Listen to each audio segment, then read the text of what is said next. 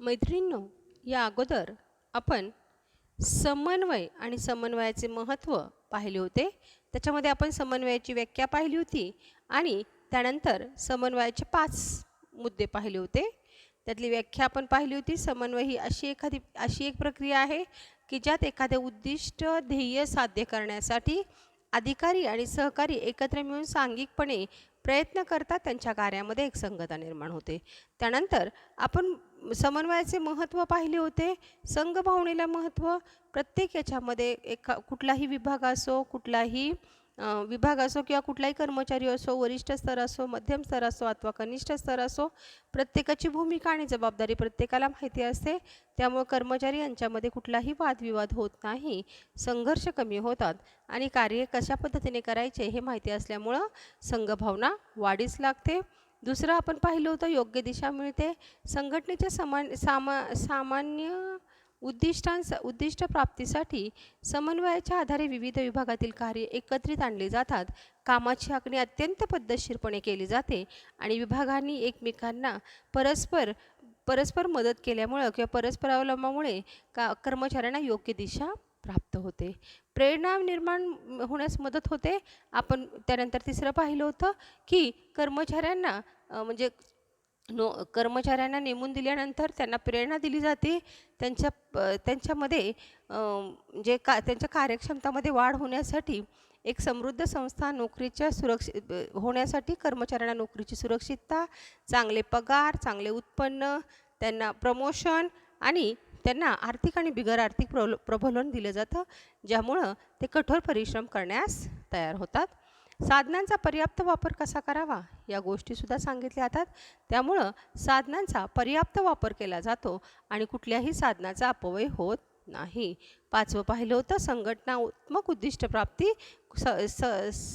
समन्वयामुळे काय होतं तर समन्वयामुळे साधनांचा अपव्यय, कर्मचाऱ्यांना निष्क्रिय वेळ, दिलेले काम वेळेत पूर्ण होणे तसेच वेगवेगळ्या विभागांमधील वादविवाद गोष्टी बऱ्याच प्रमाणात कमी होतात. त्यामुळं संघटनेचे काम सुरळीत पार पाडण्यास मदत होते. त्यानंतर आपण 6वं पाहिलं होतं, नातेसंबंध सुधारते. समन्वय व्यवस्थापनाच्या सर्व स्तरावरील व्यवस्थापनामध्ये सलोख्याचे संबंध निर्माण होते. संघटनेमध्ये प्रत्येक विभाग हा इतर विभागाच्या कामकाजावर अवलंबून असतो. उदाहरणार्थ जसे की विक्री विभाग उत्पन्न विभागावर कार्य करतो, तो उत्पन्न विभाग खरेदी विभागावर अवलंबून असतो. म्हणून समन्वयामुळं फक्त ध्येयप्राप्ती होत नाही तर कर्मचाऱ्यांचे एकमेकांबरोबर परस्पर संबंध देखील सुधारतात. समन्वयामुळं कर्मचाऱ्यांचे नातेसंबंध सुधारतात. प्रत्येक कर्मचारी हा एकमेकांवर अवलंबून असतो आणि प्रत्येक विभाग हा एकमेकांवर अवलंबून असल्यामुळं ते काम अधिक चांगल्या पद्धतीने करतात आणि समन्वयामुळे फक्त ध्येयप्राप्ती होत नाही तर कर्मचाऱ्यांचे एकमेकांचे संबंध सुधारतात. वरिष्ठ स्तर असेल, मध्यम स्तर असेल, कनिष्ठ स्तर असेल, यांच्यामध्ये सलोख्याचे संबंध निर्माण होतात. कारण प्रत्येकजण प्रत्येकावर अवलंबून असतं, प्रत्येक विभाग प्रत्येकाच्या कामावर अवलंबून असतं. विक्री विभाग असेल तर उत्पन्न विभागावर अवलंबून असतं. म्हणून एकमेकाच्या कामामुळं, एकमेकांना सहकार्य केल्यामुळं परस्पर संबंध सुधारण्यास मदत होते. 7वं आहे उच्च स्तर कार्यक्षमता. संघटनांचा उत्कृष्ट वापर आणि इतर साधनांचा एकत्रीकरण यामुळे संघटनेला भरपूर नफा मिळवण्यास मदत होतो. हा नफा उच्च उत्पादन क्षमता, उच्च नफा तसेच कमीत कमी खर्च करून मिळवता येतो. म्हणून समन्वय उच्चतर कार्यक्षमता निर्माण करण्यास चालना देते. उच्चतम कार्यक्षमता जर निर्माण केली किंवा सर्वोत्कृष्ट जर कार्य केलं तर संघटनेला निश्चितच नफा मिळतो. हा नफा उच्च उत्पादन क्षमता, उच्च नफा आणि कमीत कमी रॉ मटेरियल वापरून जास्तीत जास्त उत्पादन करायचं आणि उत्पादन करत असताना ते उत्कृष्ट पद्धतीचं, उच्च प्रतीचं करायचं आणि म्हणूनच उच्च स्तर कार्यक्षमता निर्माण होण्यास समन्वयामुळे चालना मिळते. कर्मचारी सर्वोत्कृष्ट उत्पादन करण्याकडं जास्त कल देतात. त्यानंतर 8वं आहे प्रतिष्ठा, नावलौकिक वाढवणे. संघटनेतील कर्मचाऱ्याचा एकसंघ प्रयत्नामुळे व त्यांच्यातील दृढ संबंधामुळे उच्च कार्यक्षमता, कमीत कमी खर्च, जास्ती विक्री व उच्च नफा मिळवता येतो. याचा थेट परिणाम बाजारपेठेचा नावलौकिक निर्माण करण्यास होतो. याचा परिणाम संघटनेतील बाजारातील शेअर्सच्या भागभांडवलांच्या किमती ठरवण्यात आणि समाजात चांगली प्रतिमा निर्माण करण्यासाठी होतो. आता प्रतिष्ठा व नावलौकिक वाढ समन्वयाचं हे महत्त्व आहे, की व्यवसाय संघटनेची प्रतिष्ठा आणि नावलौकिक वाढला पाहिजे. प्रतिष्ठा आणि नावलौकिक वाढल्यामुळं काय होतं, तर संघटनेतील कर्मचाऱ्यांना एकसंघ प्रयत्न केला आणि त्यांनी जर उच्चतम कार्यक्षमता ठेवून त्यांच्यातील उत्पादन चांगल्या पद्धतीने केलं, तर त्यांच्या दृढ संबंधामुळं उच्च कार्यक्षमता होते. उच्च कार्यक्षमतेचा वापर केल्यामुळे उत्कृष्ट प्रकारचं उत्पादन होतं. उत्पादन होत असताना त्या उत्पादनासाठी कमीत कमी खर्च करून जास्तीत जास्त उत्कृष्ट प्रतीचं उत्पादन कसं होईल याकडे लक्ष दिलं जातं. ते झालेलं उत्पादन जे आहे त्याची जास्त विक्री कशी होईल आणि जास्त विक्री होऊन संघटनेला जास्तीत जास्त नफा कसा मिळवता येईल याचा विचार केला जातो. आता ह्या सगळ्या गोष्टी झाल्यामुळं काय होतं, तर व्यवसाय संघटनेचा बाजारपेठेतील नावलौकिक वाढतो. नावलौकिक वाढतो. नावलौकिक वाढल्यामुळं आपोआपच बाजारपेठेतील त्यांचे शेअर्स जे आहेत त्या शेअर्सचे भागभांडवलामध्ये किमती ठरवण्यास देखील मदत होते आणि समाजात चांगली प्रतिमा निर्माण करण्यास मदत होते. आणि हे सगळं होतं ते समन्वयामुळं. त्यामुळं व्यवसाय संघटनेतील कर्मचाऱ्यांमध्ये समन्वय साधला गेला तर निश्चितच व्यवसाय संघटनेला प्रतिष्ठा नावलौकिक वाढवण्यास मदत होते. त्यानंतर 9वं आहे निर्देशनातील एकता. संघटनेतील सर्व विभाग निरनिराळे कार्य करत असतात. संघटनेच्या सामान्य ध्येयप्राप्तीसाठी या गतिविधी समन्वयाद्वारे एकत्र आणल्या जातात. अशा प्रकारे समन्वय संघटनेच्या विभागासाठी योग्य निर्देशन देते. म्हणजे संघटनेमध्ये सर्व विभाग निरनिराळी कार्य करत असतात. आता ती निरनिराळी जरी कार्य करत असले तरी प्रत्येकाचं कार्य व्यवसाय संघटनेशी निगडित आहे. संघटनेच्या सामान्य ध्येयप्राप्तीसाठी या गतिविधी समन्वयाद्वारे एकत्र आणल्या जातात. म्हणजे संघटनेतील सर्व विभाग निरनिराळी कार्य करत असतात. निरनिराळी कार्य करत असले तरी ते त्यांचं कार्य जे आहे संघटनेच्या ध्येयप्राप्तीसाठी असते. समन्वयाद्वारे एकत्र आणले जातात आणि त्यामुळं अशा प्रकारे समन्वय संघटनेच्या सर्व विभागासाठी योग्य निर्देशन करतात आणि निर्देशनामध्ये एक वाक्यता असली तर निश्चितच व्यवसाय संघटनेचं उद्दिष्ट प्राप्त होण्यास मदत होते. 10वं आहे विशेषीकरण.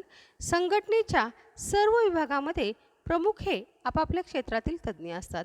या विभागीय प्रमुखाचे असलेले विशेष ज्ञान व्यवस्थापकीय निर्माण होण्यास उपयोगी पडते. यामुळे संघटना व्यवसायाच्या स्पर्धात्मक जगात समृद्धी व यशाकडे वाटचाल करते. संघटनेचे सर्व विभाग जे आहेत त्या विभागाचे विभाग प्रमुख जे आहेत ते विभाग प्रमुख आपापल्या क्षेत्रामध्ये तज्ज्ञ असतो. जसे विक्री विभागासाठी सेल्स मॅनेजर किंवा प्रोडक्शन मॅनेजर असे जे लोक आहेत असे तज्ज्ञ लोक तिथं असतात आणि ते तज्ज्ञ लोक तिथं काम करत असल्यामुळं ते आपापल्या विभागामधलं विशेष ज्ञान वापरून व्यवस्थापकीय निर्णय घेण्यास उपयोगी पडतात. आणि ते तज्ज्ञ असल्यामुळं त्यांना त्याचं ज्ञान असल्यामुळं निर्णय जे होतात ते योग्य होतात आणि ते निर्णय झाल्यामुळं हा एक विशेषीकरण त्यांच्यामध्ये असतो आणि त्या विशेषीकरणामुळं व्यवसाय संघटनेमध्ये बाजारपेठेमधली जी स्पर्धा आहे स्पर्धात्मक जगात म्हणजे जगामध्ये जी स्पर्धा आहे किंवा बाजारपेठेमध्ये जी स्पर्धा आहे त्या स्पर्धेमध्ये व्यवसायाला उतरता येतं आणि फक्त स्पर्धेमध्ये उतरता येत नाही तर समृद्धी आणि यशाकडे वाटचालही करता येते. हे विशेषीकरण समन्वयामुळे होतं म्हणून समन्वयाचा हे महत्त्व आहे. आता यानंतर पुढचा शेवटचा भाग आपल्याला पाहायचा आहे आणि तो म्हणजे नियंत्रण. आता नियंत्रण पाहण्या अगोदर आपण पाहणार आहोत नियंत्रण जे आहे त्याचा अर्थ काय आहे. आता नियोजन आणि नियंत्रण एका नाण्याच्या दोन बाजू आहेत असं म्हटलं जातं. नियोजन हे मूळ आहे तर नियंत्रण हे फळ आहे. कारण ठरलेली गोष्ट नियोजनाप्रमाणे होते की नाही झाली की नाही या सगळ्या गोष्टी लक्षात येतात आणि त्या कशामुळे येतात तर नियंत्रणामुळं. सर्व प्रकारच्या संघटनांमध्ये मग ती संस्था नफा मिळवणारी असो अथवा नसो नियंत्रण हे आवश्यक कार्य आहे. तसेच व्यवस्थापनाच्या सर्व स्तरावर नियंत्रण हे उपयोगी पडते. मग ते व्यवस्थापनाचा उच्च स्तर असो मध्यम स्तर असो किंवा कनिष्ठ स्तर असो. नियंत्रण हे व्यवस्थापनाचे अतिशय महत्त्वाचे कार्य आहे.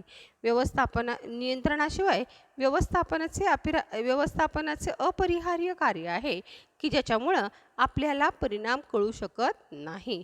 नियोजनाची परिणामकारकता निश्चित करणे नियंत्रण कार्यामधूनच शक्य होते. कारण नियोजनामध्ये आपण उद्दिष्ट कोणतं ठरवलं होतं आणि ते उद्दिष्ट कितपत सक्सेस झालेलं आहे या गोष्टी नियंत्रणामुळे समजणं शक्य होतं. नियोजन आणि नियंत्रण हे व्यवस्थापनाच्या चक्रातील अत्यंत महत्त्वाचा भाग आहे.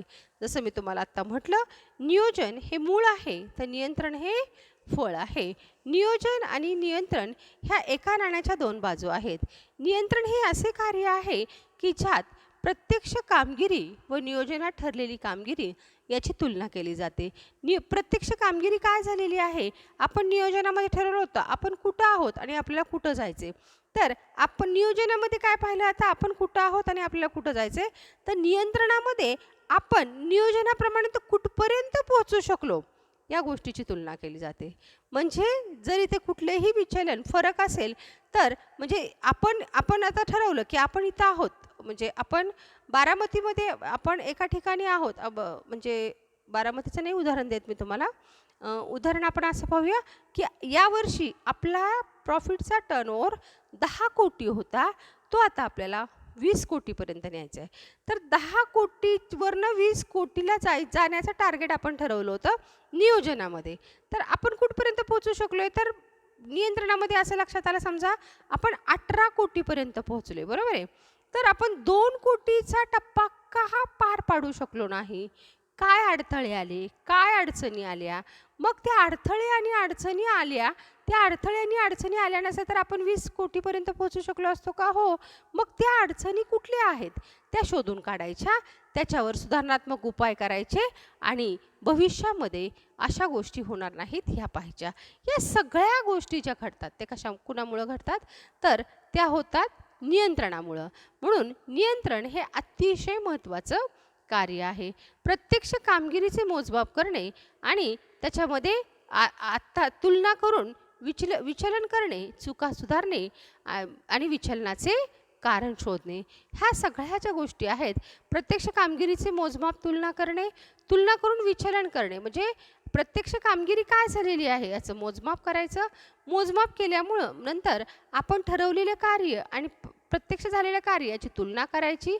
तुलना करून तिथपर्यंत आपण पोहोचू शकलो नाही तर चुका झाल्या असतील तर चुका सुधारणे, चुकाचे कारण शोधणे आणि चुकाचे कारण शोधून चुका सुधारणे हे नियंत्रणामध्ये होतं. म्हणजे नियंत्रण हे अतिशय महत्त्वाचं आहे. नियंत्रणाशिवाय आपल्याला व्यवसाय संघटनेचं उद्दिष्ट साध्य झाले की नाही हे समजू शकत नाही. आता व्याख्या जी आहे ती व्याख्या नियंत्रणाची आपण पाहणार आहोत. तर कुंट्स आणि ओडोनिल यांनी व्याख्या केलेली आहे. मानकाच्या आधारे यशाचे मोजमाप करणे, म्हणजे काही मानकं ठरवायचे आणि त्याच्या आधारे यशाचे मोजमाप करायचे आणि विचलन सुधारून नियोजनाप्रमाणे उद्दिष्ट साध्य होतील हे सुनिश्चित करणे म्हणजे व्यवस्थापकीय नियंत्रण होय. म्हणजे आपण ठरवलेली मानकं आहे त्याच्या आधारे आपल्याला किती यश मिळालेलं आहे त्याचं मोजमाप करायचं. यश मिळालं असेल मोजमाप करणे आणि ते जर आपल्याला अपेक्षित यश मिळालं नसेल तर त्याचं कारण काय आहे ते कारण शोधणं, ते कारण शोधून त्या कारणामध्ये सुधारणा करणं आणि नियोजनाप्रमाणे उद्दिष्ट कसं साध्य होईल हे सुनिश्चित करणं म्हणजे नियंत्रण होय. डेल हेंगिन यांनी केलेली व्याख्या आहे. नियंत्रण ही अशी प्रक्रिया आहे ज्यात नियोजनबद्ध कृतीतून कार्यपूर्ती करण्याचा प्रयत्न केला जातो. अतिशय साधी व्याख्या सोपी सांगितलेली आहे. नियोजन ही अशी प्रक्रिया आहे ज्यात नियोजनबद्ध म्हणजे आपण ठरवलेल्या नियोजनबद्ध कृतीतून कार्यपूर्ती करण्याचा प्रयत्न केला जातो. त्यानंतर शेवटची व्याख्या आहे फिलिप कोटलर त्यांनी असं सांगितलेलं आहे. प्रत्यक्ष परिणाम आणि अपेक्षित परिणाम हे जास्तीत जास्त जवळ आणण्यासाठी केलेल्या प्रयत्नांच्या प्रक्रियेला नियंत्रण असं म्हणतात. अतिशय साधी सोपी छान व्याख्या सांगितलेली आहे फिलिप कोटलर यांनी. त्यांचं म्हणणं आहे प्रत्यक्ष परिणाम आणि अपेक्षित परिणाम. आता प्रत्यक्ष झालेला परिणाम आणि आपला अपेक्षित परिणाम काय होतो. आता उदाहरणार्थ तुम्ही असं ठरवलं की 10वीच्या म्हणजे मला प्रिलियम परीक्षेमध्ये बोर्डाची तयारी करत असताना मला 90% मिळायला पाहिजे, म्हणजे माझी टार्गेट बोर्डाचे 90% आहे. प्रिलियम परीक्षा झाली, प्रिलियम परीक्षेमध्ये तुम्हाला 85% मार्क मिळाले तर तुमचं अपेक्षित परिणाम काय होते, तर तुम्हाला 90% मिळायला पाहिजे होते. मिळाले किती? 85. मग या दोन्हीमध्ये कितीचा फरक आहे? 5चा.